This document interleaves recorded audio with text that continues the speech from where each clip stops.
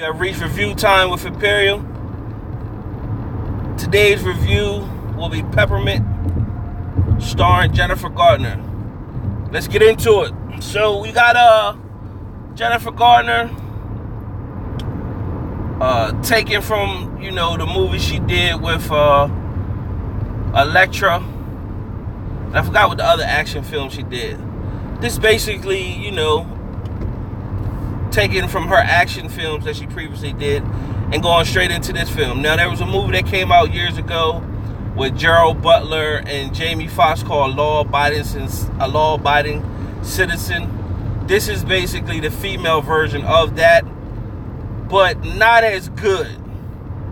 Not as good. I will say she had a lot of action inside this movie, and also it got straight to it. The very first scene, as soon as it comes on, she's getting busy. So she's on her hunt from soon as the first scene starts. She's already fighting, and pretty much it does a flashback on what happened and what came. How did she get to the moment where she was doing all the fighting and stuff? So from the previews, you pretty much know the plot of what took place, where her family was killed and she ventured off,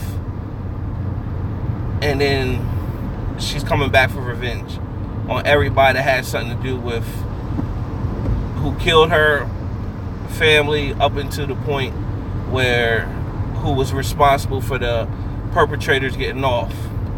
So where Law Abiden Citizen was good at, because same exact situation, his family, wife and kid was killed, and then the guy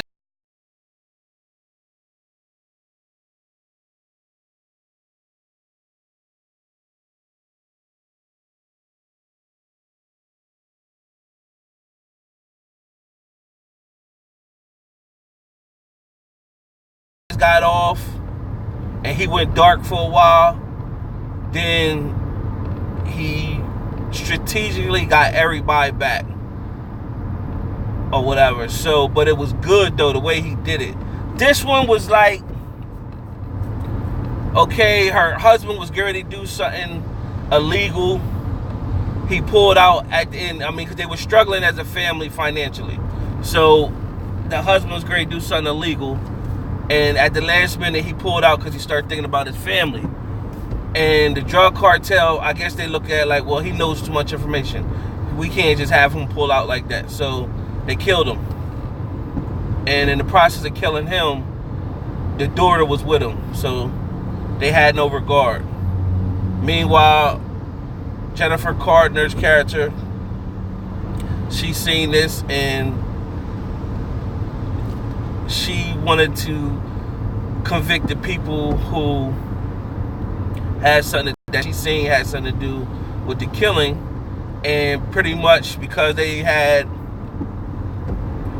the judge on payroll and the prosecutors on payroll, they were able to get off. Meanwhile, they was going to put her in the loony house, but she broke loose and broke out of it.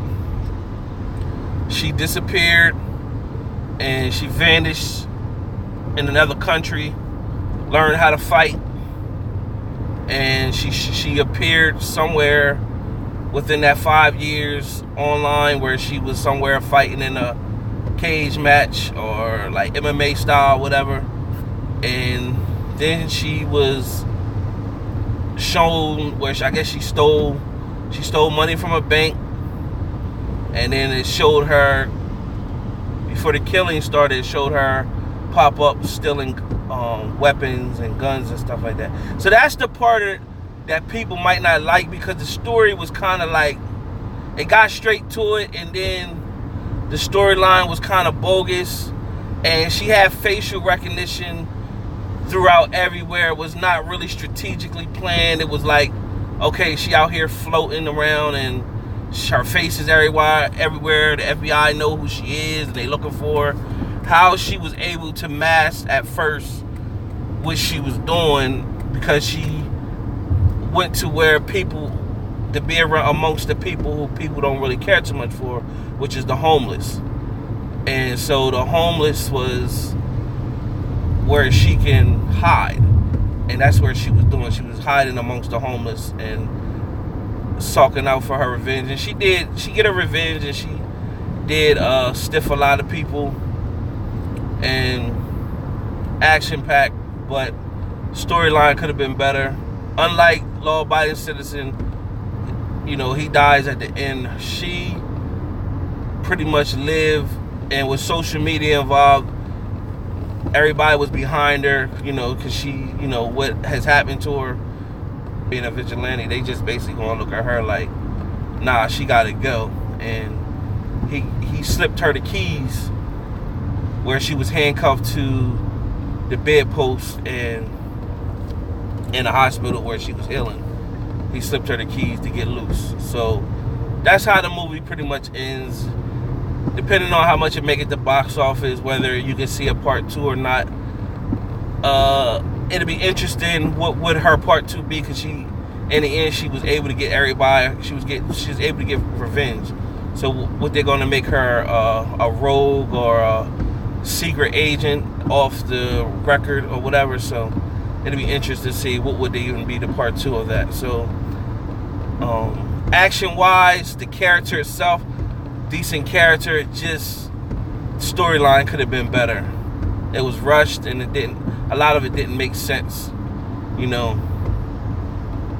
on her, the way she was getting revenge. It was like kind of bogus or whatever. So, but she learned, and her time away, she learned how to use weapons, and she learned how to defend herself. She learned certain things, that how you can hurt people, and weapons to use to hurt people, specific weapons and stuff like that. So other than that, in my 4-star rating system, I give the movie Peppermint 2 out of 4. 2 out of 4. Decent movie, not movie theater worthy. Another one that I feel could have, if you've seen it on Netflix or some place like that, you'll be more satisfied with it. You can wait till it comes on Netflix, or wait till it comes to another streaming site or something like that. But I definitely, it's 2 out of 4. 2 out of 4. It was decent enough. Subscribe and like, share the video. Make sure your notification button is on, so when I do a review, it'll come straight to you. Stay tuned to the next time.